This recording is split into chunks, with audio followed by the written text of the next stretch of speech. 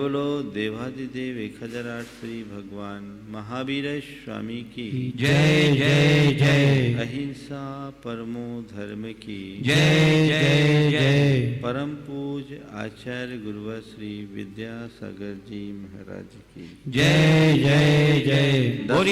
बोले परम पूज्य श्री प्रमाण सागर जी महाराज की जय जय। परम पूज्य मुंड श्री हरहर सागर जी महाराज की जय जय जय। नमो।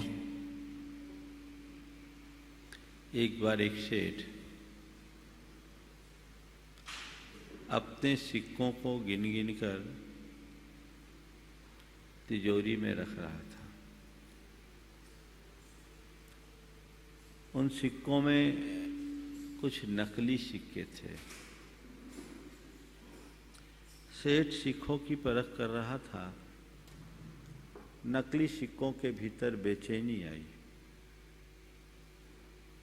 कि अगर ऐसी परख हुआ तो हमें तो फिर यहाँ जगह मिलेगी नहीं। तो उनमें एक बड़ा चालाक सिक्का था। उसने कहा परवाह मत करो, अपन ज़्यादा चमकना शुरू कर दो, सब चमकने लगो, सेठ को भ्रम हो जाएगा और हम सब सुरक्षित होंगे। बस प्रस्ताव सबको अच्छा लगा और सारे नकली सिक्के ज़्यादा चमकने लगे। उन सिक्कों की चमक देखकर सेठ भी मुग्ध हो गया और उन सबको तिजोरी में रखने लगा। इसी बीच धोखे से एक सिक्का नीचे गिरा। नीचे पत्थर थे, लेकिन सिक्के की आवाज से लगा कि ये तो पोला है। तब सेठ को थोड़ा संदेह हुआ कि सिक्के में चमक तो इतनी अधिक, लेकिन ये पोलापन क्या, चलो एक बार चेक करना चाहिए। और एक एक करके सब सिक्कों को जमीन पर पटक पटक कर चेक करने लगा और सारे नकली सिक्कों की हालत खराब हो गई। आज के संदर्भ में ये बात बड़ी उपयोगी प्रतीत होती है। हमारा जीवन अगर सही है, सच्चा है, तो सब जगह हम सलामत हैं। और यदि उसमें कोई कृत्रिमता है तो कदम कदम पर खतरा है। कृत्रिमता से चमक तो प्रकट की जा सकती है,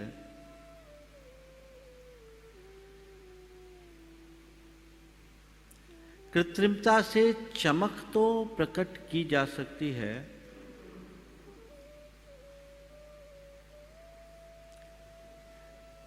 कृत्रिमता से चमक तो प्रकट की जा सकती है, लेकिन कृत्रिमता में स्थायित्व नहीं होता।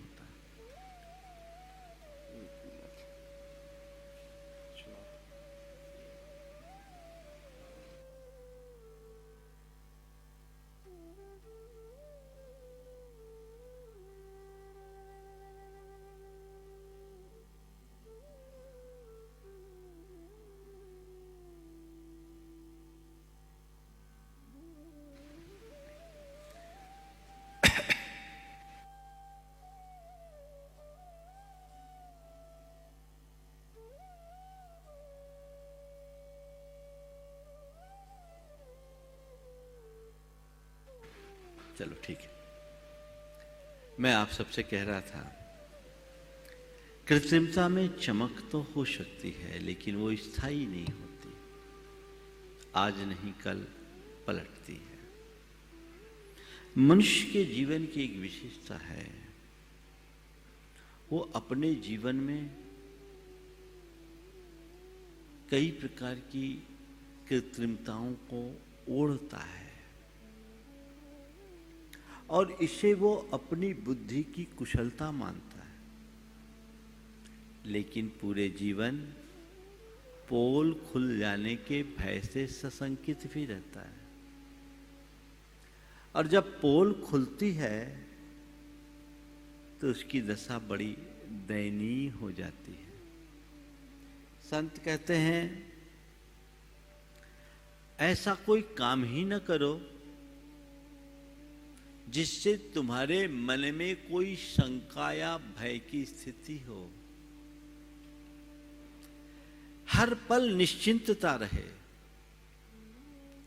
और निश्चिंतता तभी होगी जब निश्चलता होगी। जिसमें निश्चलता है उसी में निश्चिंतता है, और जहां छल है वहां हर पल शंका, चिंता या दुविधा है। आज बात आर्जव धर्म की है। जीवन को निश्चिंतता से जीना है तो आर्जव को अपनाओ, निश्चल बनो। मन में किसी भी प्रकार का छल नहीं होना चाहिए। ये छल माया है जो हमारे सारे गुणों का सफाया करती है।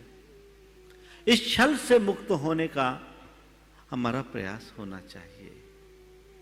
आज हम देखें कि जो मनुष्य औरों के साथ छलपूर्ण व्यवहार करता है उसकी दशा क्या होती। माया अनेक रूपों में हमारे जीवन के साथ जुड़ती है,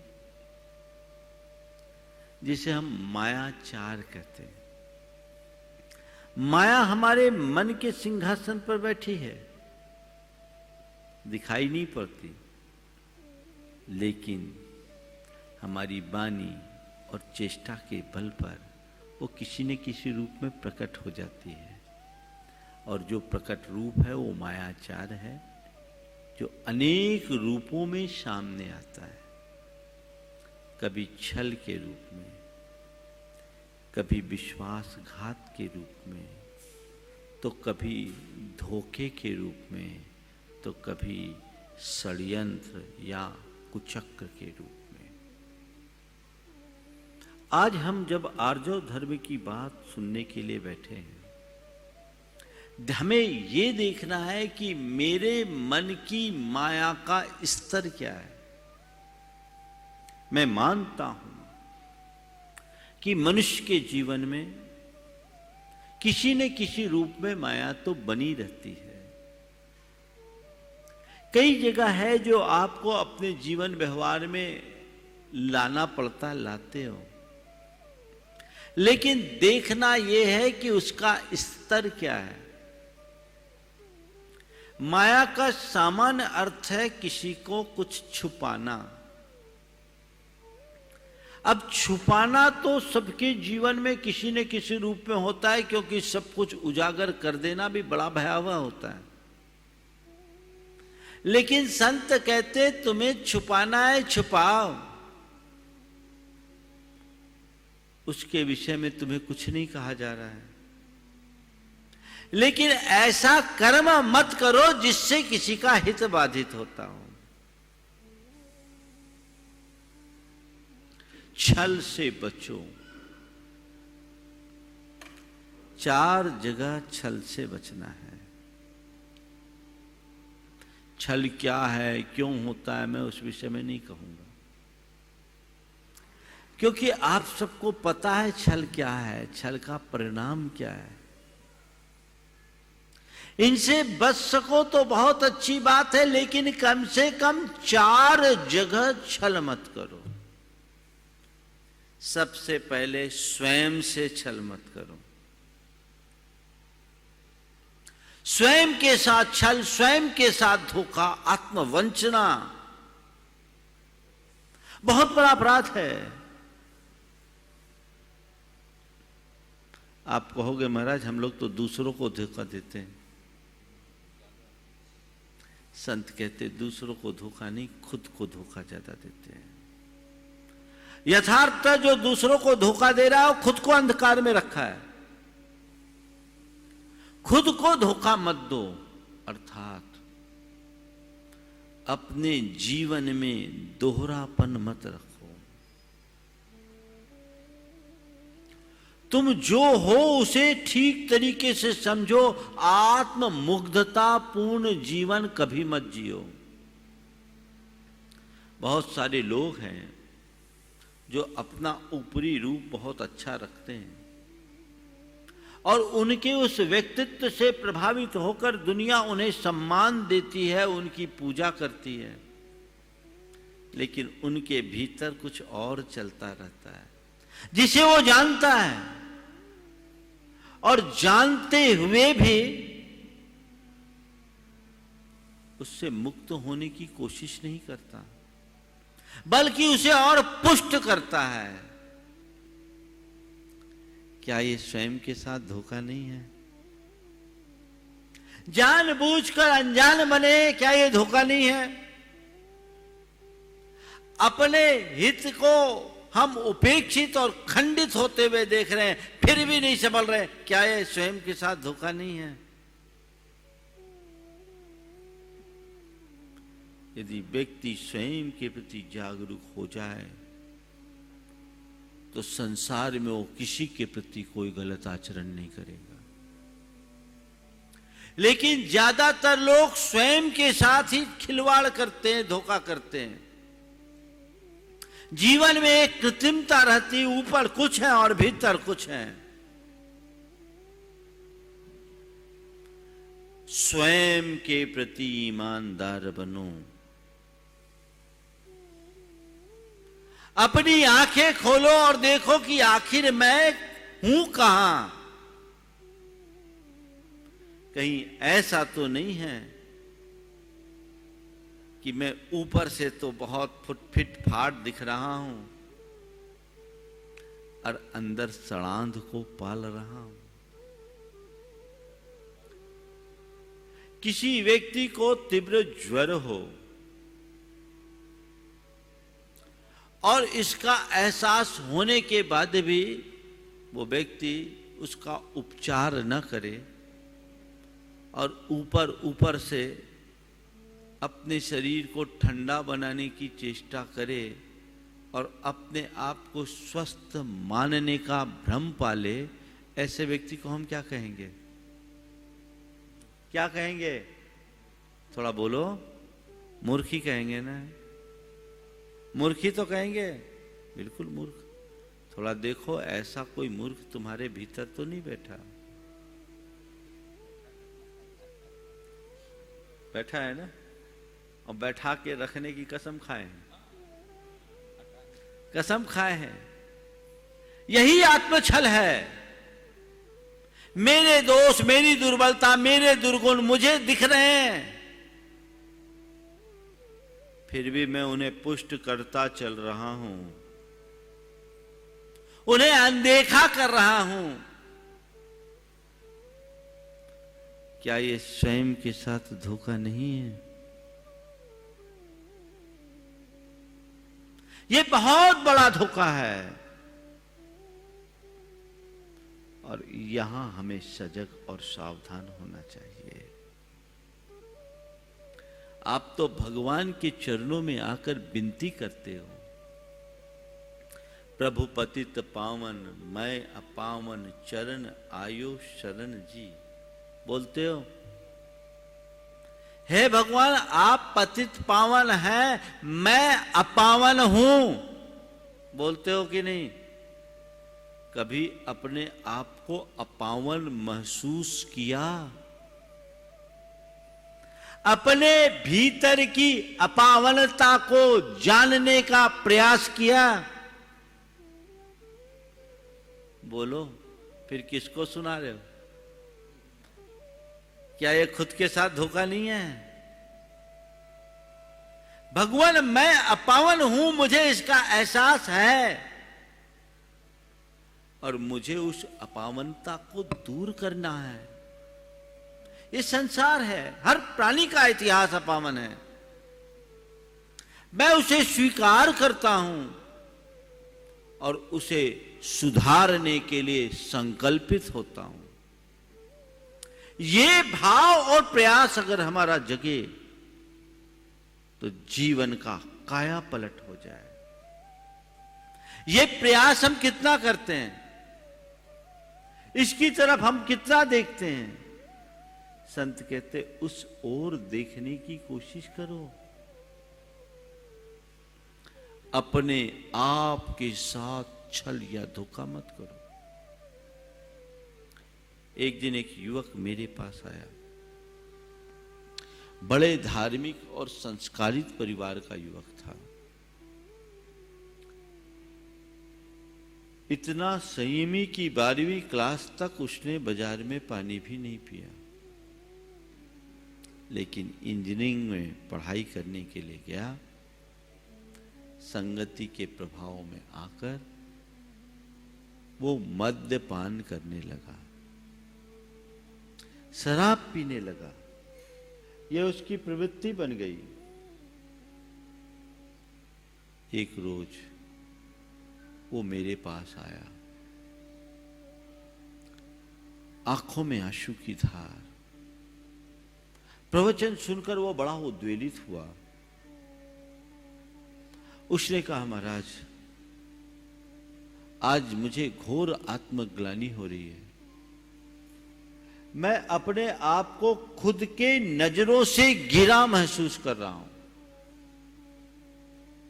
मैं खुद के नजरों से गिरा महसूस कर रहा हूं। मुझे ऐसा लग रहा है जैसे कि मैं अपने ही नजर से गिर गया।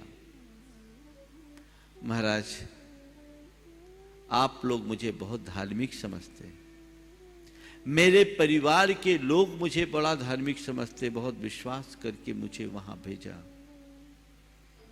पर मैं दोस्तों की संगति में आकर सबके विश्वास को खंडित किया। मुझे लगता है कि मैंने किसी के साथ नहीं, खुद के साथ बहुत बड़ा धोखा किया। दोस्तों की बातों में आकर मैंने अपने 18 साल की संस्कारों की होली जला दी। महाराज, मुझे प्रायश्चित दे। उसकी आत्मा जागी, उसके हृदय में आत्मग्लानि हुई। वो स्वयं को सुधारने का संकल्प ले लिया। इस संकल्प बोध उसका जगा, जीवन बदल गया।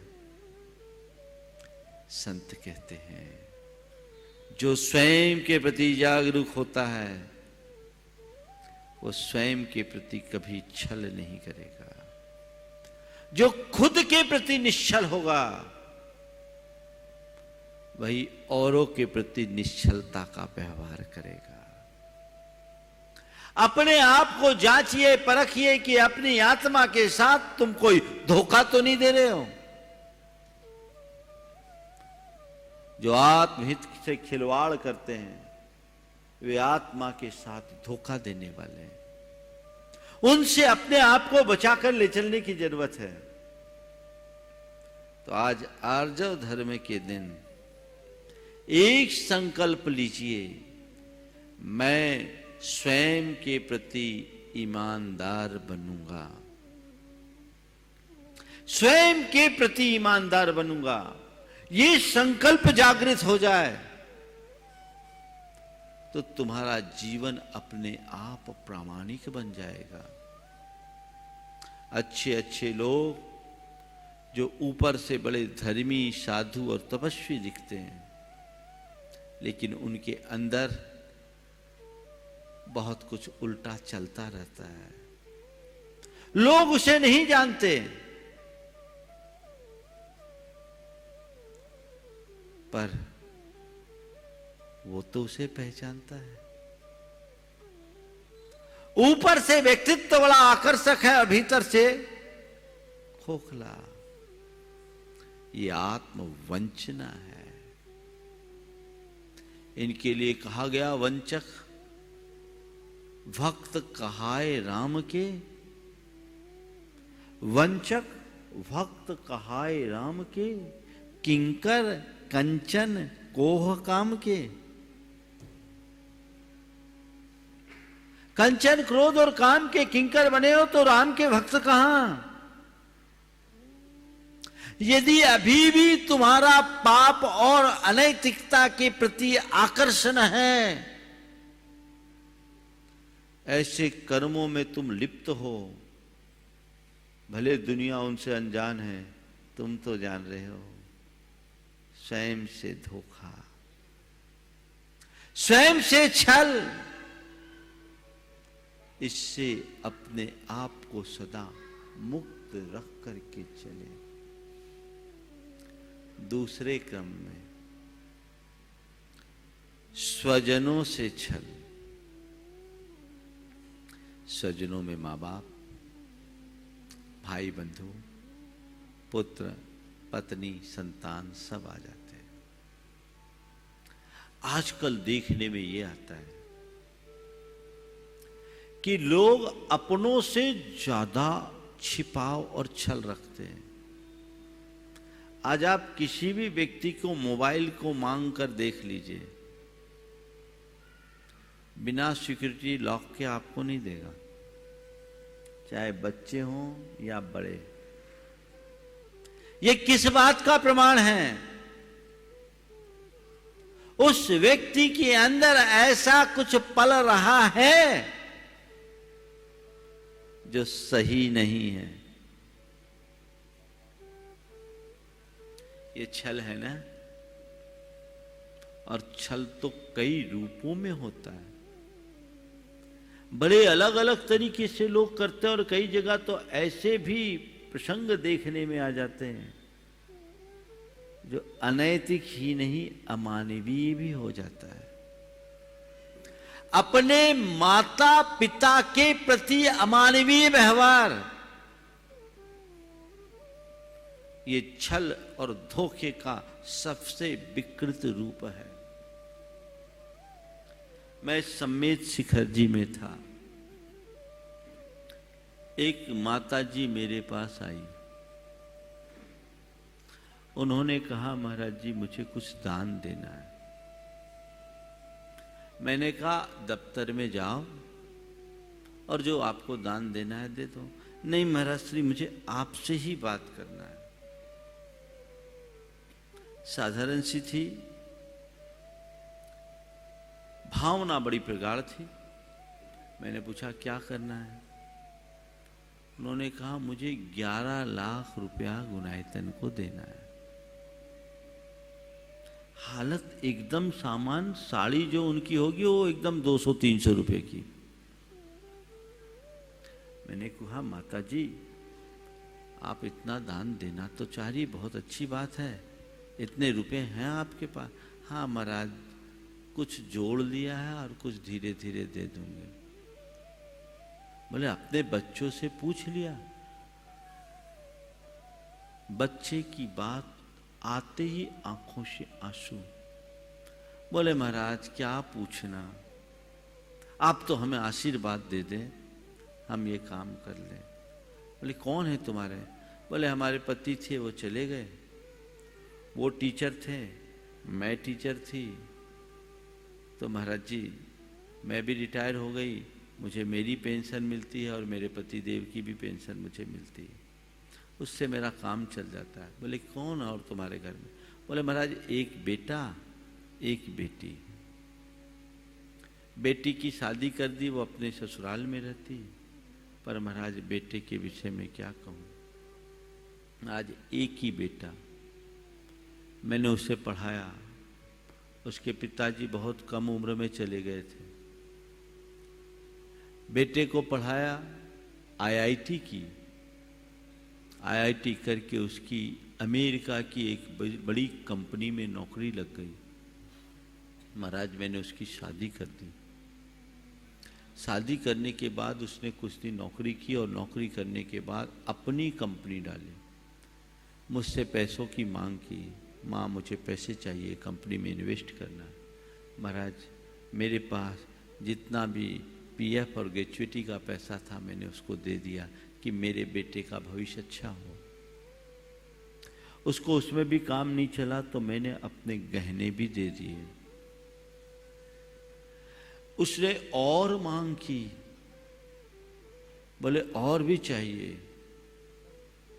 उसने मुझसे पावर ऑफ अटर्नी मेरे मकान की ले ली। 5000 स्क्वायर फुट का मकान था, मेरे पति ने बहुत मेहनत से बनाया था। पावर ऑफ अटर्नी ले ली। महाराज मैंने दे दी कि चलो कोई बात नहीं। उसने कहा था कि अभी से बेचेंगे नहीं, हमारा धीरे धीरे काम जम जाएगा।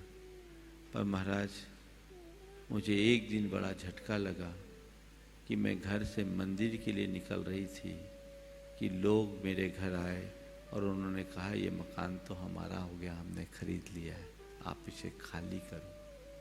महाराज मैं हक्की बक्की रह गई। बेटे को फोन लगाया, वहां फोन रिसीव नहीं हो। महाराज जी उसने जिसे मकान बेचा, 2 करोड़ में मकान बेचा। वो लोग बड़े दबंग प्रकृति के थे। मुझे एक पल में कुछ समझ में नहीं आया, मुझे घर से निकलना पड़ा। महाराज इतनी बड़ी गृहस्थी, अब मैं क्या करूं? थोड़ा बहुत जो सामान था उठाई, थोड़े दिन बेटी के साथ रही। अब महाराज मैं एक किराए के मकान में रह रही हूं। 9 वर्ष बीत गए, आज तक बेटे ने मेरे से कुछ पूछा तक नहीं, मैं जिंदा हूं या मर गई, उसने पूछा भी नहीं। मकान उसने ले लिया। महाराज मुझे तो देना ही था, धोखे से लिया, मांग के लेता तो मुझे ज़्यादा खुशी होती। चलो महाराज अब उसका जो है सो हो। मैं एक टाइम भोजन करती हूँ, मेरी खुराक में 2 फुलके मात्र लेती हूँ, उसके अलावा कुछ नहीं। महाराज मेरा कोई खर्चा नहीं, पेंशन पर्याप्त मिलती है। मैं आपको नियमित सुनते रही हूँ, तो मेरी इच्छा है कि ये पैसा मेरा यहाँ लग जाए तो मैं बहुत सुखी होंगी। आंखों में आंसू। और बेटा देखो एक बड़ी कंपनी का मालिक भी बन गया, लेकिन माँ के साथ कितना छलपूर्ण व्यवहार किया। जिस माँ ने वैधव्य ने बेटे को पाल पोस कर बड़ा किया, IITN बना दिया, लेकिन वो बेटा इंसान कहलाने लायक भी नहीं बचा। इस तरह का धोखा, ऐसा और इस तरह के न जाने कितने प्रकार के धोखे लोग करते रहते हैं। लोग उससे बहुत ज्यादा दुखी होते हैं।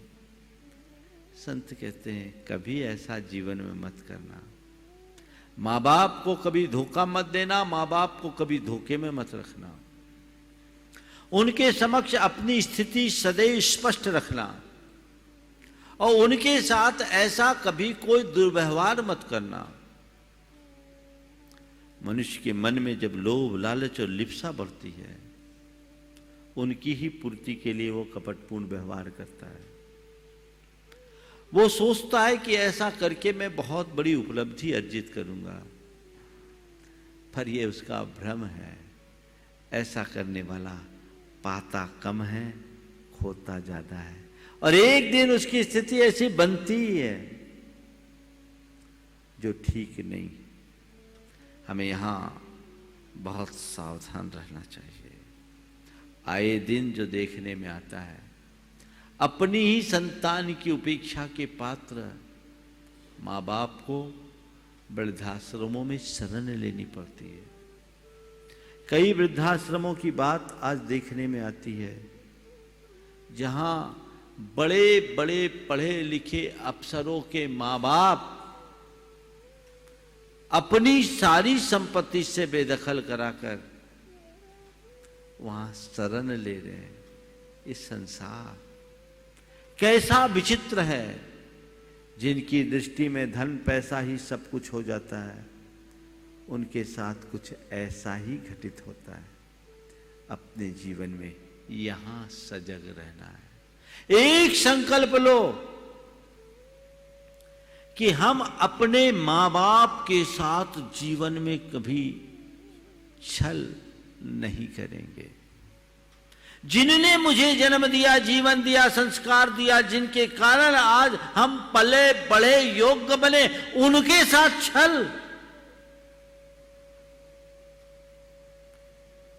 ये बहुत ही बुरा कर्म है, कभी नहीं करना।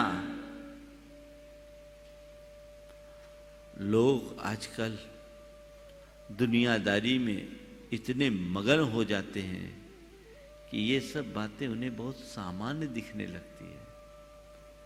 माँ बाप अपने बच्चों पर विश्वास करते हैं और बच्चे उन विश्वास को खंडित कर देते हैं, चाहे पैसे के मोह में या युवक युवती अपने मित्रों के मोह में, गर्लफ्रेंड और बॉयफ्रेंड के चक्कर में फ्रॉड करते हैं।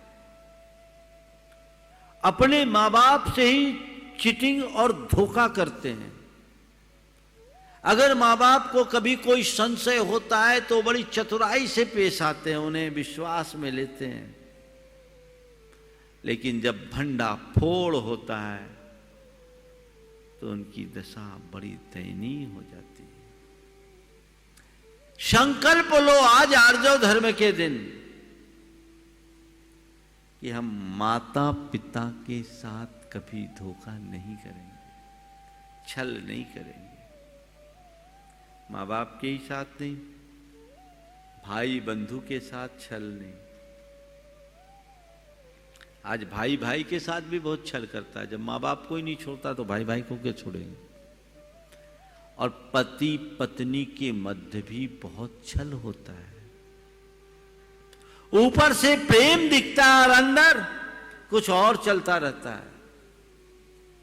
अगर पति पत्नी एक दूसरे के प्रति ईमानदार नहीं है तो उनके दाम्पत्य जीवन का कोई अर्थ नहीं है। एक सच्चे धर्मात्मा की यही पहचान है कि वो अपने जीवन में पारदर्शिता रखे, निश्चलता। लेकिन अब वो चीजें दिनों दिन घटते जा रही है, समाप्त सी हो रही है। अब ये सारे संबंध नहीं रहे, संपर्क बन के रह गए। एक दूसरे के साथ हैं पर एक दूसरे का कोई नहीं। सबके अपने बैंक अकाउंट्स हैं, सब अपने अपने तरीके से ऑपरेशन करते हैं, सबके अपने अपने आय के साधन हैं, सबकी अपनी अपनी जिंदगी हो गई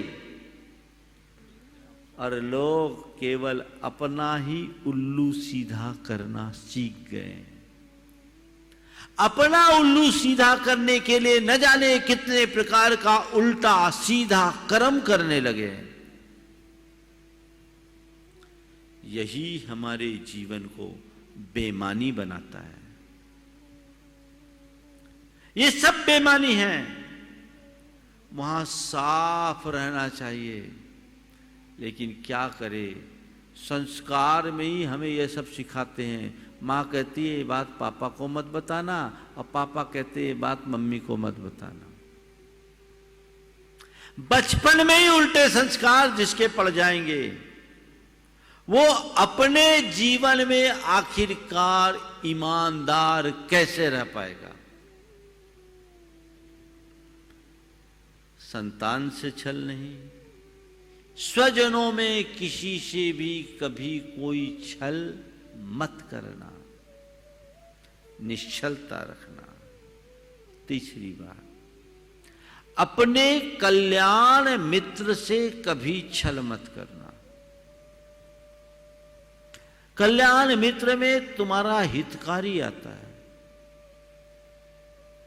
जिससे तुम्हारा हित हुआ है, वो जिसने तुम्हें साथ दिया, जिसका तुम पर उपकार है, उसके प्रति कभी छलपूर्ण भाव मत रखना। लेकिन लोग उन्हें भी नहीं छोड़ते। मौका पड़ने पर तो खूब जी हजूरी करते हैं, और मौका निकल जाए तो चूना लगाने में देर नहीं लगती। बहुत सारे ऐसे प्रकरण हैं, प्रसंग हैं, जो लोग ऐसे लोगों के साथ छल कर देते हैं, धोखा करते हैं। बाद में जब उसकी कलई खुलती है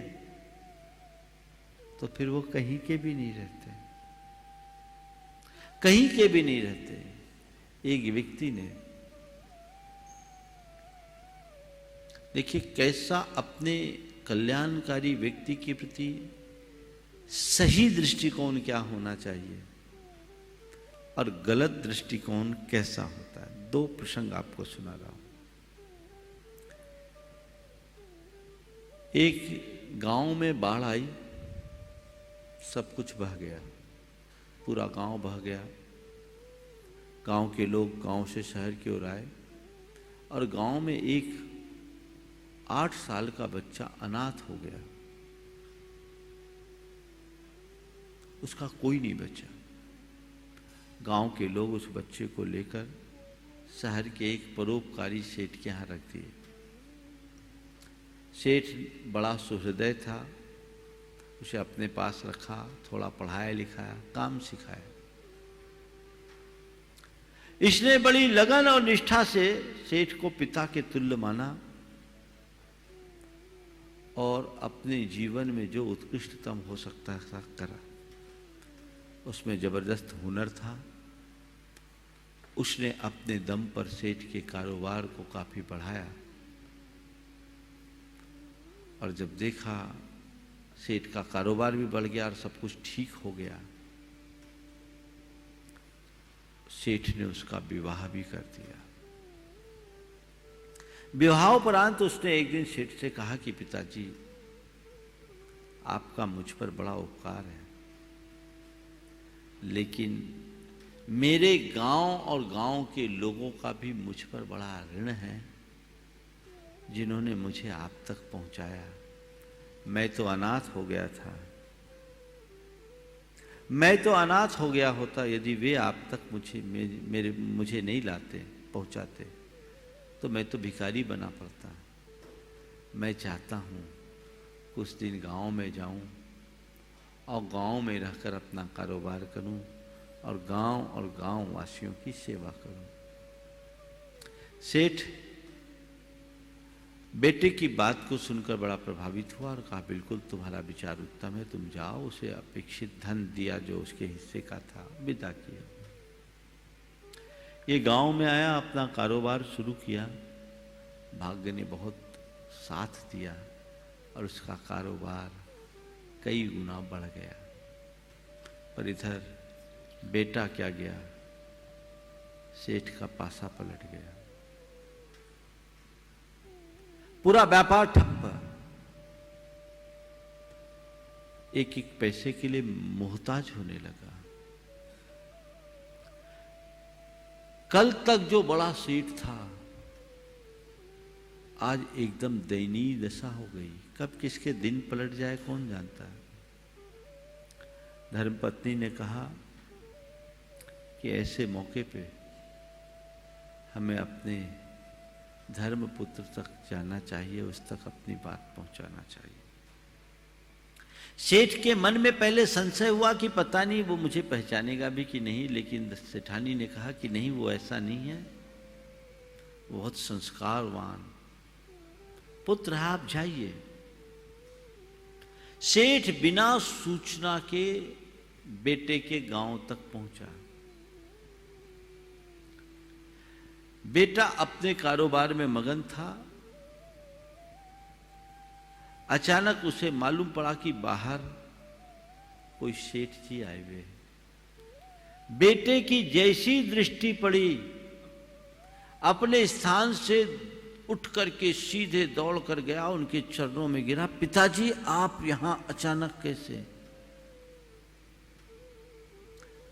आकर के अपने आसन पर बिठाया, आंसुओं से उनके पांव धोए और गांव के सारे प्रमुख लोगों को बताया,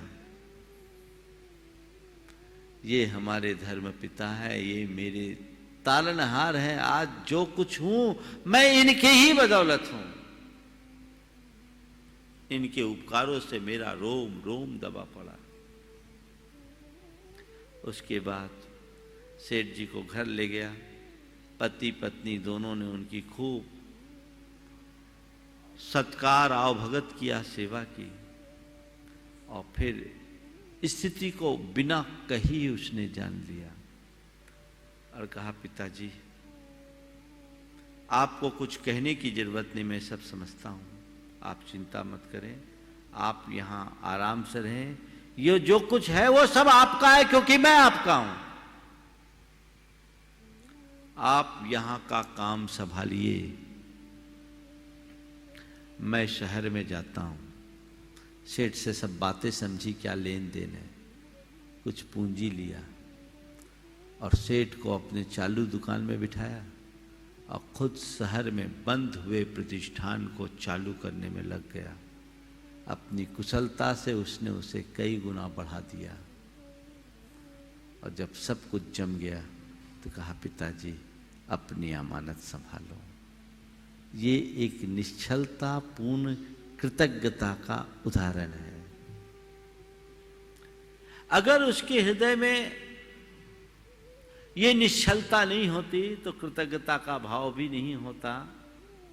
हो सकता है सेठ को पहचानने से भी इनकार कर दिया होता, या बहुत ज्यादा होता तो थोड़े बहुत पैसे देके अपने आप को सलटा लेता।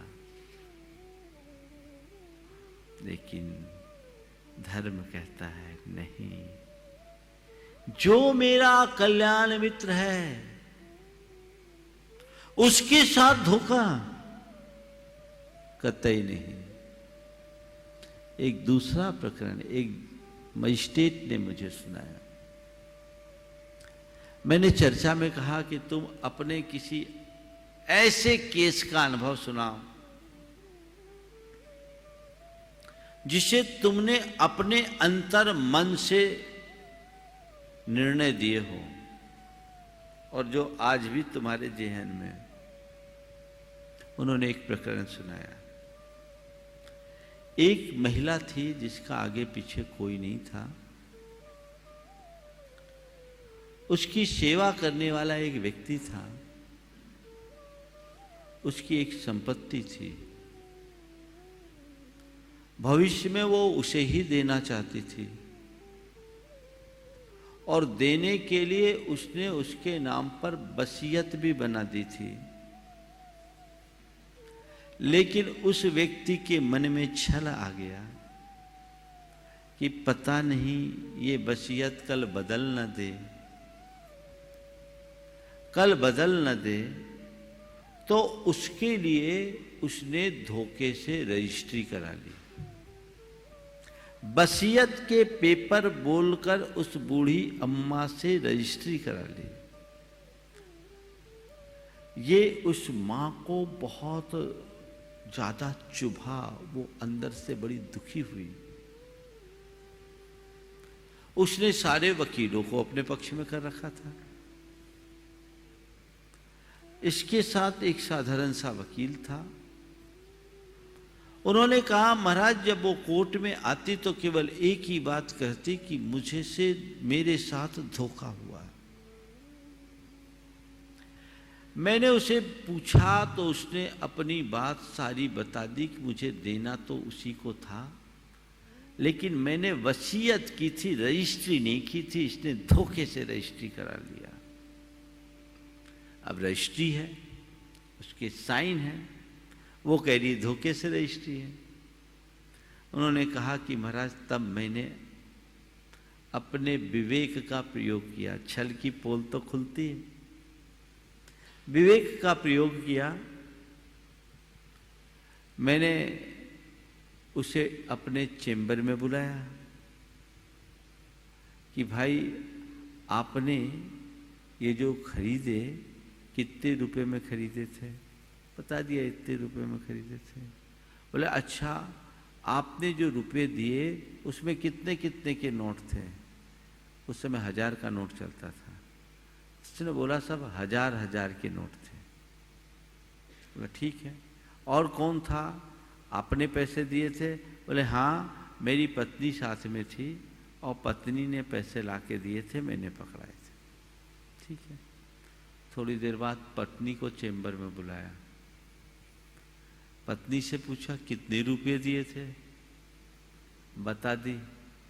जितने रुपए पति ने बताया उतने रुपए उसने बता दी। आपने कौन कौन से नोट दिए थे? बोले कुछ 500 के थे, कुछ 1000 के थे। भेद खुल गया। बोला महाराज मैंने इस आधार पर उस बुढ़िया के पक्ष में फैसला दिया। उसकी आंखों से जो आंसू की धार हुई मैं आपको कह नहीं सकता। महाराज बहुत दुआएं दी। वो फर्जी काम था और वो फर्जी वाला हो गया। किसके साथ? वो बुढ़िया कह रही थी मुझे देना इसी को था, लेकिन अब इस नालायक को नहीं दूंगी, मैं दान करूंगी। उसने अपनी संपत्ति को दान करने का निर्णय ले लिया। लोग ऐसे होते हैं, थोड़े से लोभ में किसी को भी धोखा दे देते हैं। आप लोग कहते हैं ना, देते हैं भगवान को धोखा, इंसा को क्या छोड़ेंगे। तो ये हाल है आज का। कभी जीवन में ऐसे व्यक्ति को जो तुम्हारे लिए कभी मददगार बना है, कभी धोखा मत देना, उससे कभी छल मत करना। लेकिन क्या बताएं, मैं जिसके हाथ में एक फूल देकर आया था, मैं जिसके हाथ में एक फूल देकर आया था, उसी के हाथ का पत्थर मेरी तलाश में है। जिसे मैंने फूल दिया, उसके हाथ का पत्थर मेरी तलाश में है। ये कैसी विडंबना, ये घोर अधर्म है, नीच कर्म है, पाप है। तुम कितना भी धर्म करो, दान करो, पुण्य करो, त्याग करो, तपस्या करो, व्रत करो, उपवास करो, इस तरह का छलपूर्ण कार्य तुम्हारा कभी उद्धार नहीं होने देगा। ये तुम्हारे जीवन का कलंक है। इस कलंक से बचने के लिए सदैव संकल्पित रहो। चौथा, धर्म क्षेत्र में छल नहीं। धर्म क्षेत्र में छल, आजकल लोग धर्म क्षेत्र में भी छल करते हैं, बहुत धोखा। चाहे धर्म क्षेत्र हो, गुरु भी इसमें आते हैं, सबको लोग चूना लगाते हैं। एक जगह एक आदमी ने मंदिर में शांति धारा में सोने की झाड़ी चढ़ाई। देखो कैसा होता आजकल का बाजार। मुन्ना भाई समझ गए? सोने की झाड़ी चढ़ाई, चांदी का सिंहासन भी और सोने की झाड़ी। अब समाज में चर्चा, इतना बहुमूल्य दान कोई कर रहा है ऐसी सामग्री का, तो इसका मतलब उस बड़ा आसामी है, तभी ना करेगा। सोने की झाड़ी और चांदी का सिंहासन, 10-15 लाख का माल, ज्यादा का ही होगा, 20 लाख का और ज्यादा का। हाँ, झाड़ी कम से कम, आजकल तो सोना 50-55 हजार का है, ये साल भर पहले की बात है। अब इतनी सोने की झाड़ी और चांदी का सिंहासन बाजार मंदिर में चढ़ाया, बाजार में चर्चा, व्हाट्सएप घूम गया। और बाद में पता लगा बाजार से करोड़ों लेकर जब्त हो गया। लोगों से ले लिया, लोगों ने उसको दे दिया, भाई यहां हमारा सेव इन्वेस्टमेंट है। हाँ, और समाज की औरतें मुग्ध हो गई, सबने पैसे दिए, और वो पैसा नहीं दिया, मार्केटिंग किया। दिया ही इसलिए था कि लोग हम पर भरोसा करें। अब बताओ, ये धर्म है या अधर्म? ऐसा जीव कहां जाएगा जिन्हें उसने ठगा, जिनके साथ धोखा किया, उनका तो केवल धन गया, पर जिसने ऐसी ठगगिरी की, उसका धन, धर्म, सर्वस्व गया। उसे ये पता नहीं कि ऐसा करके वो अपने जीवन के साथ कितना बड़ा अनर्थ कर रहा है। संकल्प लो, धर्म क्षेत्र में मैं दोहरापन नहीं रखूंगा, दूषित उद्देश्य की पूर्ति के लिए कभी मैं धर्म का काम नहीं करूंगा। धर्म की आड़ में निजी स्वार्थों को मैं पुष्ट नहीं करूंगा। ये तुम्हारा आर्जव धर्म है। बातें बड़ी बड़ी करो और काम इतना नीचे स्तर का करो तो बहुत अच्छी बात नहीं है। मैं जानता हूं कुछ लोग धर्म को जीते हैं और कुछ लोग धर्म का इस्तेमाल करते हैं। एक ऐसे व्यक्ति को जानता हूं जो पहले ज्यादा कोई धर्म नहीं करता था, बच्चे बड़े हो गए तो थोड़ा धार्मिक हो गया, दान वान भी देने लगा। उससे किसी ने बोला क्या बात है भाई, आजकल तुम बहुत जुड़ गए। बोले जुड़ा फुला कुछ नहीं हो, मुझे तो बच्चों की शादियां करनी है तो थोड़ी रेपुटेशन तो बनानी पड़ेगी। रेपुटेशन तो बनानी पड़ेगी। मुझसे जुड़ा, बोला महाराज बहुत हाई फाई है। किसी से बोला, उसके मित्र ने बोला तुम महाराज से बहुत जुड़ गए। मुझे जब मालूम पड़ा मैं अपना माथा पकड़ लिया।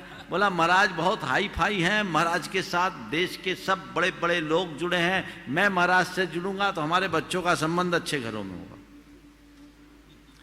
क्या दृष्टिकोण! ये धर्म है कि धर्म का इस्तेमाल? गुरुओं का भी भंडाधार कर दे ऐसे लोग, गुरुओं से भी छल कर देते हैं। होता कुछ है, प्रकट कुछ करते हैं।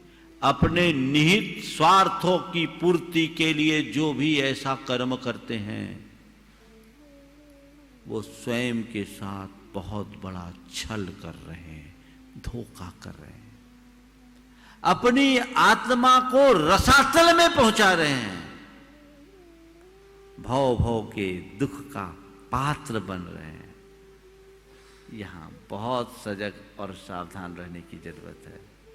हालांकि मैं तो बहुत आंखें खोल के रखता हूं, मैं देखता हूं, मेरे संपर्क में आने वाले लोगों को भी मैं अच्छे से नाप तोल कर लेता हूं। मुझे पता है किसकी बात में कितना गुनाह करना, कितना भाग देना, और मैं अपना गुनाह भाग न लगाऊं ना तो लोग मुझे भी बेच दे।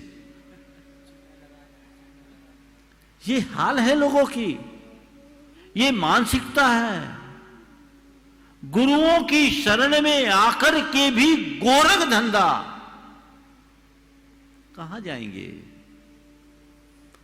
बच्चों, तुम्हारी कोई समस्या है, स्पष्टता से प्रकट करो, छल से नहीं, धोखे से नहीं।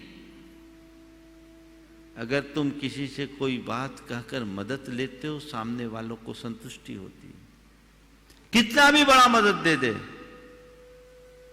लेकिन किसी से धोखे में तुम 10 रुपया भी ठगते हो ना तो उसकी बद्दुआएं मिलती है। जीवन में ऐसा कर्म कभी मत करना। भूखे मर जाने को तैयार रहना, पर धर्म क्षेत्र में कभी कुकर्म करने का मनोभाव भी मत रखना। तब हम अपने जीवन में कुछ सार्थक उपलब्धि घटित कर पाएंगे, अन्यथा सब कुछ व्यर्थ होगा। समय आप सबका हो रहा है, अभी विधान आप सबको करना है। आज पूजन में आप बहुत आनंदित हुए, ऐसा ही आनंद आप लेते रहें।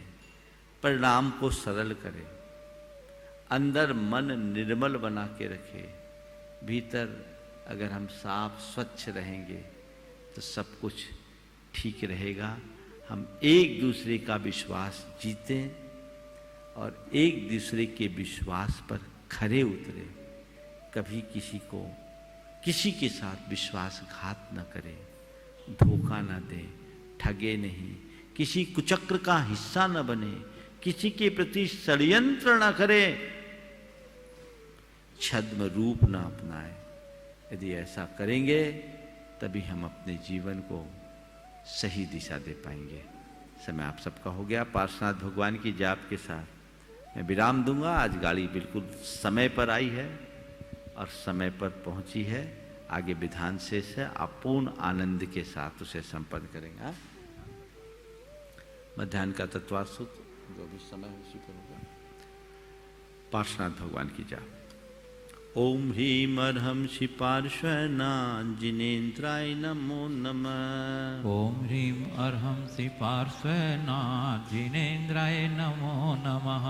ओम ह्रीम अर्हम श्री पार्श्वनाथ जिनेन्द्राय नमो नमः। ओम ह्रीं अर्हं श्री पार्श्वनाथ जिनेन्द्राय नमो नमः। ओम ह्रीम अर्हम श्री पार्श्वनाथ जिनेन्द्राय नमो नमः। ओम ह्रीं अर्हं श्री पार्श्वनाथ जिनेन्द्राय नमो नमः। ओम ह्रीम अर्हम श्री पार्श्वनाथ जिनेन्द्राय नमो नमः। ओम ह्रीं अर्हं श्री पार्श्वनाथ जिनेन्द्राय नमो नमः। ओम ह्रीम अर्हम श्री पार्श्वनाथ जिनेन्द्राय नमो नमः। ओम ह्रीं अर्हं श्री पार्श्वनाथ जिनेन्द्राय नमो नमः। ओम ह्रीम अर्हम श्री पार्श्वनाथ जिनेन्द्राय नमो नमः। ओम ह्रीं अर्हं श्री पार्श्वनाथ जिनेन्द्राय नमो नमः। ओम ह्रीम अर्हम श्री पार्श्वनाथ जिनेन्द्राय नमो नमः। ओम ह्रीं